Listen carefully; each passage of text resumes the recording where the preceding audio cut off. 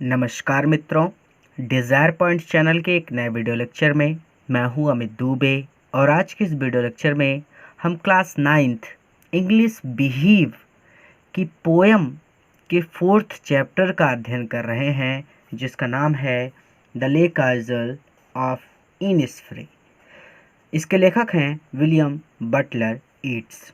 इस पोएम में आगे बढ़ने से पहले मैं आपसे एक छोटा सा प्रॉमिस करता हूँ कि जब ये वीडियो लेक्चर कंप्लीट होगा तो आपके लिए ये चैप्टर धुआं होने वाला है। यानी बहुत ही बारीकी से और बहुत सरल शब्दों में मैं आज आपको ये चैप्टर पढ़ाने वाला हूँ, और आज के बाद ये चैप्टर आपके लिए बहुत ज़्यादा आसान हो जाएगा। सबसे पहले चैप्टर के नाम की बात करें, चैप्टर के शीर्षक की बात करें तो यहाँ पे जो इनिसफ्री लिखा है ना, सारा का सारा खेल इसी का है। इनिसफ्री एक स्थान का नाम है, ठीक है। जैसे इलाहाबाद एक स्थान का नाम है, प्रतापगढ़ एक स्थान का नाम है, बनारस एक स्थान का नाम है, और बॉम्बे एक स्थान का नाम है। ठीक उसी प्रकार इनिसफ्री भी एक स्थान का नाम है। और इस स्थान की खासियत क्या है? इस स्थान की खासियत ये है कि ये बहुत ज़्यादा शांत है और ये जन विहीन है, अर्थात यहाँ पर लोग नहीं रहते। तो जहाँ पर लोग नहीं रहते वहाँ पर शांति होगी, ये बात हम सब जानते हैं, ठीक है। अब इनिसफ्री के बारे में एक बात और जानिए कि इनिसफ्री एक छोटा सा द्वीप है। यहाँ पे लिखा है ना आइजल, आइजल मतलब द्वीप या टापू, लेक मतलब झील। तो इनिसफ्री टापू की झील, ठीक है। चैप्टर का नाम यही है। सारा का सारा खेल क्या है? इनिसफ्री का। इनिसफ्री के बारे में सीधा बता चुका हूँ कि इनिसफ्री नाम का एक छोटा सा द्वीप है जो जनविहीन है, यानी जहाँ पर लोग नहीं रहते। अब इस पोएम में सबसे ज़्यादा दिखाने की या क्या दर्शाने की बात की गई है ये भी जान लीजिए। जो हमारे पोइट हैं ना, इस कहानी के जो नायक हैं, वो अपने बचपन में इनिसफ्री पर रहते थे, या फिर आप ऐसे कह सकते हैं कि इनिसफ्री पर या इनिसफ्री में उन्होंने अपना बचपन बिताया है, अपने बचपन का एक बहुत लंबा समय बिताया है। और अब जबकि वो बड़े हो गए हैं और एक शहर में रहते हैं, तो वो शहर के भाग दौड़ भरे जीवन से ऊब चुके हैं, और अपने उन भाग दौड़ भरे जीवन में वो अपने बचपन के उन दिनों को याद कर रहे हैं जो उन्होंने इनिसफ्री पर बिताए थे, और वो फिर से इनिसफ्री पर जाना चाहते हैं। क्लियर हो गया? चलो अपनी पोएम पर चलते हैं। तो हमारी पोएम यहाँ से स्टार्ट होती है, और मेरी जो बुक है वो राजीव प्रकाशन की बुक है, और इलाहाबाद के किसी भी क्षेत्र में आपको ये बुक बहुत आसानी से मिल जाएगी। बहुत से बच्चे कमेंट करके पूछते हैं, इसलिए मैं पहले से ही बता दे रहा हूँ, ठीक है। अब देखो, सीधा सीधा मैंने बता दिया कि इस पोएम में क्या कहानी है। इस पोएम में सीधे सीधे बात यह है कि लेखक ने अपने बचपन में या फिर अपने बचपन के दिन इनिसफ्री पर बिताए थे, और अब जो वो बड़े हो गए हैं तो वो एक शहर में रहते हैं, और अपने भाग दौड़ भरे जीवन से, शहर के भाग दौड़ भरे जीवन से वो थक चुके हैं या ऊब चुके हैं, और वो फिर से अपने बचपन के उन दिनों वाले इनिसफ्री पर जाना चाहते हैं, ठीक है। तो अब वो कहते हैं कि आई विल अराइज, अराइज मतलब होता है उठना। आई विल अराइज, मैं उठूँगा, एंड गो, और चला जाऊँगा, नाउ अब। तो आई विल अराइज, मैं उठूँगा, एंड नाउ, और अब, गो, चला जाऊँगा। तो मैं उठूँगा और अब चला जाऊँगा, एंड गो टू, और चला जाऊँगा, इनिसफ्री, इनिसफ्री की ओर। इनिसफ्री मैंने फिर से बताया था, एक बार फिर से जान लो कि इनिसफ्री नाम का एक छोटा जनविहीन द्वीप है, ठीक है। यानी एक इनिसफ्री एक द्वीप है जिस पर लोग नहीं रहते। तो इनिसफ्री एक नाम है, जैसे इलाहाबाद एक नाम है तो इलाहाबाद की कोई हिंदी नहीं हो सकती। जैसे प्रतापगढ़ एक नाम है तो प्रतापगढ़ की कोई हिंदी नहीं हो सकती कि उसकी हिंदी बता दे आपको कोई। मेरा नाम अमित दुबे है तो मेरे नाम की हिंदी कोई नहीं बता सकता, क्योंकि इसको हिंदी में, इंग्लिश में, हर चीज़ में अगर किसी का नाम है तो उसे चाहे फारसी में बोलो या हिंदी में बोलो या इंग्लिश में बोलो, जब तक आप उसका नाम नहीं बोलते वो आदमी पलट कर आपको रिस्पॉन्स नहीं देगा। यानी अगर किसी का नाम है, किसी चीज़ का नाम है, तो उस नाम को चाहे आप हिंदी में बोलें तो भी वही नाम बोलना है, यानी जैसे आप हिंदी में बोलते हैं तो भी आप अमित दुबे बोलेंगे, इंग्लिश में बोलते हैं तभी आप अमित दुबे बोलेंगे, फारसी में बोलते हैं तो भी आप अमित दुबे बोलेंगे। यानी जब मेरा नाम लोगे तभी तो मैं रिस्पॉन्स करूँगा, तभी तो मैं बोलूँगा। ठीक उसी प्रकार इनिसफ्री एक प्लेस का नाम है, एक द्वीप का नाम है। ठीक है, और वो द्वीप कैसा है, वो जन विहीन है, यानी वहाँ पर लोग नहीं रहते। ठीक है, तो हिंदी मीनिंग में देखो, ये इनिसफ्री, इनिसफ्री नाम का छोटा जनविहीन द्वीप। तो इनिसफ्री नाम का, यानी उस द्वीप का नाम क्या है, इनिसफ्री। तो अब मैं ये मान के चल रहा हूँ कि इनिसफ्री को लेकर आपके सभी डाउट्स क्लियर हो गए हैं। ठीक है, तो यहाँ पे सीधा सीधा मतलब होगा कि आई विल अराइज, मैं उठूँगा, एंड गो नाउ, और अब चला जाऊँगा, एंड गो, और मैं चला जाऊँगा, टू इनिसफ्री, इनिसफ्री। ठीक है, तो मैं उठूँगा और अब चला जाऊँगा और इनिसफ्री चला जाऊँगा, गो कह रहा है ना, एंड गो, और चला जाऊँगा टू इनिसफ्री, इनिसफ्री। एंड और अ स्मॉल, एक छोटा, केबिन मतलब झोपड़ी, और एक झोपड़ी या फिर छोटी झोपड़ी बिल्ट बनाऊंगा, देयर वहाँ पर, एंड देयर, और वहाँ पर, अ स्मॉल एक छोटी, केबिन झोपड़ी बिल्ट बनाऊंगा, और वहाँ पर एक छोटी झोपड़ी बनाऊंगा, ऑफ क्ले मिट्टी से, एंड वेटल्स, वेटल्स मतलब टहनियों से, तो मिट्टी और टहनियों से। झोपड़ी की जो कच्ची दीवार होती है उसको बनाने के लिए मिट्टी और टहनियों की आवश्यकता पड़ती है, इसलिए यहाँ पर सीधा सीधा कहा गया है। मेड मतलब होता है निर्मित, यानी मिट्टी और टहनियों को मिलाकर। ठीक है, तो सीधा सीधा मतलब है कि मिट्टी और टहनियों से वहाँ पर मैं एक छोटी सी झोपड़ी बनाऊंगा। 9 बीन, बीन मतलब होता है सेम के बीज, 9 मतलब 9, रोज मतलब पंक्तियाँ, तो सेम की 9 पंक्तियाँ उगाऊंगा। ठीक है, विल आई हैव देयर, वहाँ पर, तो वहाँ पर आई मैं विल 9 बीन रोज, बीन सेम की 9 पंक्तियाँ उगाऊंगा। ठीक है, अ हाइव एक छत्ता होगा, यानी मधुमक्खियों का छत्ता होगा, फॉर अ हनी बी शहद के लिए, वहाँ पर शहद के लिए मधुमक्खियों का छत्ता होगा, एंड लिव अलोन, और मैं अकेला रहूँगा, in the bee loud, bee मतलब मधुमक्खियों के, लाउड मतलब गुंजार से भरे, ग्लेड, ग्लेड मतलब होता है जंगल के बीच खुला स्थान, ग्लेड की हिंदी होती है जंगल के बीच खुला स्थान। तो उस खुले स्थान में या फिर मधुमक्खियों के शोर से या मधुमक्खियों की गुंजार से भरे उस खुले स्थान में आई लिव अलोन, मैं अकेला रहूँगा। एक बार रिवीजन कर लो ताकि डाउट क्लियर हो जाए। तो I will arise and go now, मैं उठूँगा और अब चला जाऊँगा, और इनिसफ्री चला जाऊँगा, and small cabin built there, और वहाँ पर मिट्टी और टहनियों से मैं एक छोटी सी झोपड़ी बनाऊँगा, और वहाँ पर आई हैव देयर, और वहाँ पर सेम के 9 पंक्तियाँ उगाऊंगा, या फिर वहाँ पर 9 सेम की पंक्तियाँ लगाऊंगा। जैसे याद हो जाए बोल देना, ठीक है। और वहाँ पर मैं सेम की 9 पंक्तियाँ उगाऊंगा, या फिर मैं वहाँ पर सेम की 9 पंक्तियाँ लगाऊंगा। सेमों की एक बार बुआई करनी पड़ती है और फिर वो उगते हैं, तो लगाना भी बोल सकते हैं और उगाना भी बोल सकते हैं। अ हाइव फॉर हनी बी, शहद के लिए मधुमक्खियों का छत्ता होगा, और उन मधुमक्खियों की गुंजार से भरे उस खुले स्थान में लिव अलोन, मैं अकेला रहूँगा।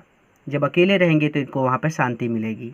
इस वाले को ध्यान से समझना। इस वाले में देखो सीधी सीधी बात कि जो शहर का जीवन होता है ना, वो थोड़ा सा भाग दौड़ भरा होता है।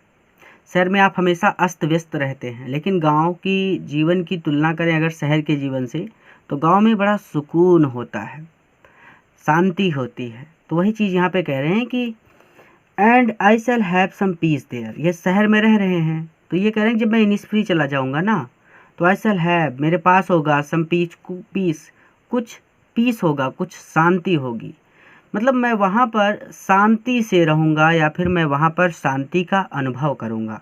देयर वहाँ पर, तो and I shall have some peace there, और वहाँ पर मैं शांति, कुछ शांति का अनुभव करूँगा। फॉर पीस क्योंकि शांति कम्स आती है, ड्रॉपिंग मतलब गिरते हुए, स्लो मतलब धीरे धीरे। एक एक वर्ड समझना, नहीं तो यहाँ पे कंफ्यूज हो जाओगे। फॉर पीस क्योंकि शांति धीरे धीरे कम्स आती है, ड्रॉपिंग गिरते हुए, स्लो धीरे धीरे। क्योंकि शांति धीरे धीरे गिरती हुई आती है। यहाँ से यहाँ तक क्लियर हो गया ना?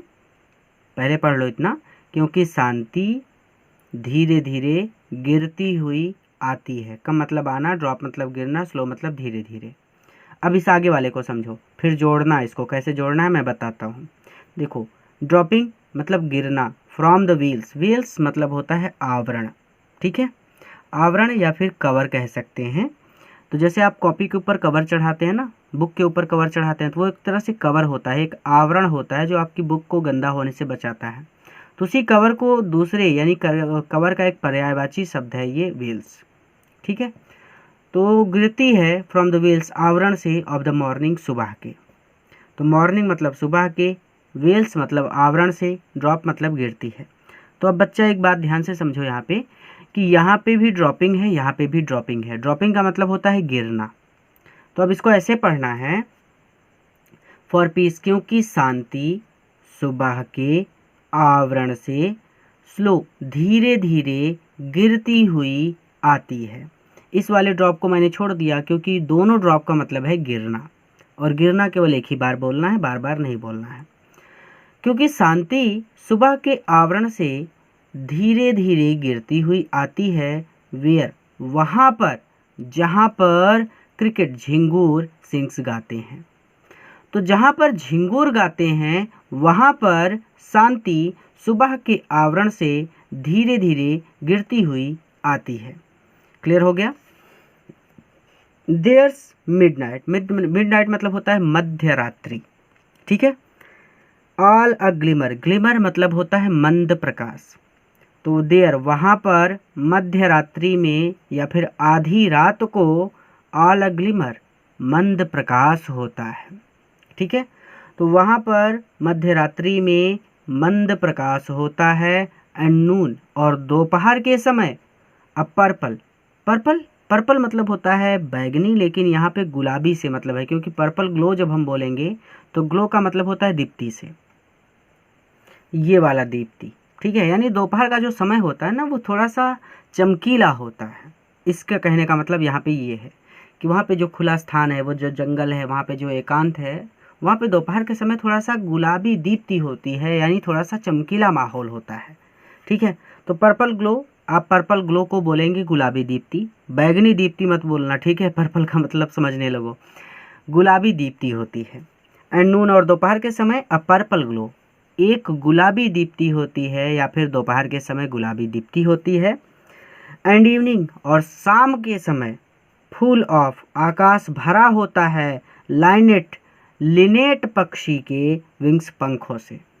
और शाम के समय या फिर शाम लिनेट पक्षी के पंखों से भरी होती है, अर्थात शाम के समय आसमान में लिनेट पक्षी उड़ते हैं, ठीक है। एंड इवनिंग और शाम को या फिर शाम को लिनेट्स पंछी उड़ते हैं, ऐसा बोल सकते हो, क्योंकि इसका सीधा सीधा मतलब तो यही है। लेकिन ये जो लाइन है ना, इसका मतलब ये है कि एंड इवनिंग और शाम लिनेट पंछी के पंखों से फुल भरी होती है। सीधा सीधा मतलब कि शाम लिनेट पक्षी के पंखों से भरी होती है, अर्थात शाम के समय आकाश में लिनेट पक्षी उड़ते हैं। यहाँ से लेकर यहाँ तक एक बार रिवीजन कर लो वीडियो को पॉज करके, आगे चलो। आगे कहते हैं आई विल अराइज, मैं उठूँगा, एंड गो नाउ और अब चला जाऊँगा। मैं उठूँगा और अब चला जाऊँगा। फॉर क्योंकि, ऑलवेज क्योंकि हमेशा, नाइट एंड डे रात दिन, आई हियर मैं सुनता हूँ, द लेक झील के, वाटर लैपिंग झील, लेक मतलब होता है झील, वाटर लैपिंग मतलब होता है, वाटर मतलब पानी, लैपिंग मतलब छप छप, तो पानी की छप छपाहट। With low sound, low sound मतलब धीमी आवाज़। बाय द शोर, शोर मतलब होता है किनारा, तो ये लो लेक शोर मतलब झील के किनारे। क्लियर है? पूरा जोड़ो, कैसे जोड़ोगे? क्योंकि हमेशा रात दिन मुझे, आई मतलब मुझे, लेक शोर, लेक मतलब झील, शोर मतलब किनारे, झील के किनारे, लो साउंड धीमी आवाज में, वाटर लैपिंग पानी की छप छपाहट, हियर सुनाई देती है। यानी वो उत्सुक हैं इनिस्फ्री जाने के लिए। सीधे सीधे इस लाइन में ये बात कही जा रही है कि वो उत्सुक हैं वहाँ पर पहुँचने के लिए, क्योंकि अपने भाग दौड़ भरे जीवन से वो थक चुके हैं। I will arise and go now, मैं उठूँगा और अब चला जाऊँगा। फॉर ऑलवेज, क्योंकि हमेशा, रात और दिन या फिर रात दिन, क्योंकि हमेशा रात दिन, मुझे, लेक शोर झील के किनारे धीमी आवाज़ में पानी की छपछपाहट सुनाई देती है। वाइल जबकि, आई स्टैंड मैं खड़ा होता हूँ, ऑन द रोडवे सड़क के मार्ग पर, जबकि मैं सड़क के मार्ग पर खड़ा होता हूँ, और अथवा ऑन द पावेमेंट्स ग्रे, ग्रे मतलब होता है भूरी, पावेमेंट्स मतलब होता है पट्टी। देखो नीचे देखो थोड़ा, ये देखो पावेमेंट्स का मतलब होता है सड़क के किनारे पदयात्रियों के लिए यानी पैदल चलने वालों के लिए बनी पटरी। ठीक है, तो पावेमेंट्स को हम पटरी पढ़ेंगे। तो वाइल आई स्टैंड, जबकि मैं खड़ा होता हूँ, ऑन द रोडवे सड़क के मार्ग पर, और अथवा ऑन द पावेमेंट्स ग्रे, मैं भूरी पट्टी पर खड़ा होता हूँ। ग्रे मतलब भूरी, पावेमेंट्स मतलब होता है पटरी। ठीक है, तो भूरी पटरी पर या भूरी पट्टी पर खड़ा होता हूँ। ठीक है, तो वाइल जबकि मैं सड़क के मार्ग पर खड़ा होता हूँ, अथवा भूरी पटरी पर खड़ा होता हूँ, आई हियर मैं सुन सकता हूँ, इट इस ध्वनि को, तो मैं इस छपछपाहट की ध्वनि को सुन सकता हूँ, यानी मैं इस ध्वनि को सुन सकता हूँ इन द डीप, गहराई से। हर्ट स्कोर, हर्ट स्कोर का मतलब भी होता है हृदय की गहराई। ये नीचे देख रहे हो, हर्ट स्कोर का मतलब होता है हृदय की गहराई, लेकिन यहाँ पे प्रॉब्लम क्या है कि यहाँ पे 2 बार गहराई है। देखो, डीप मतलब भी गहराई, हर्ट स्कोर मतलब भी होता है हृदय की गहराई, तो डीप हर्ट स्कोर इस पूरे का मतलब हो जाएगा कि हृदय की गहराई से, आई हियर इट, मैं इस ध्वनि को सुन सकता हूँ। हो सकता है यहाँ पे कुछ डाउट्स हो गए हों, क्योंकि कुछ नीचे के कुछ वर्ड्स भी मैंने आपको दिखाए। तो चलो, तो I will arise and go now, मैं उठूँगा और अब चला जाऊँगा, क्योंकि हमेशा रात दिन, मुझे, झील के किनारे धीमी आवाज़ में पानी की छपछपाहट सुनाई देती है, जबकि मैं सड़क के मार्ग पर खड़ा होता हूँ या फिर भूरी पटरी पर खड़ा होता हूँ, इस ध्वनि को मैं हृदय की गहराइयों से सुन सकता हूँ। इस पूरे चैप्टर से आपने क्या सीखा? क्योंकि बहुत इंपॉर्टेंट चैप्टर था, तो आप 9th क्लास में हैं, तो आपने इस पोएम से क्या सीखा कमेंट करके मुझे ज़रूर बताना। और अगर आपको नहीं समझ में आया कुछ, तो कमेंट बॉक्स में जाओ, वहाँ पे किसी ना किसी बच्चे ने एक बहुत प्यारा सा कमेंट किया होगा, जिससे आपको बहुत अच्छी सीख मिलेगी। इस वीडियो को अपने मित्रों के साथ भी ज़रूर शेयर करना, ताकि वो भी इससे लाभ ले सकें। और हाँ, एक चीज़ बहुत बड़ी गलती बच्चे करते हैं, इस चैप्टर को देखकर ओवर कॉन्फिडेंस में मत आ जाना। इस चैप्टर को एक बार खुद से पढ़ लेना, और अगर नए हैं तो हमारे चैनल को ज़रूर सब्सक्राइब करें, ताकि आप इसी तरह से हमारे साथ तैयारी कर सकें। पूरा वीडियो देखने के लिए बहुत बहुत धन्यवाद। एक नए वीडियो लेक्चर में एक नए चैप्टर के साथ मैं आपसे फिर से मिलूँगा।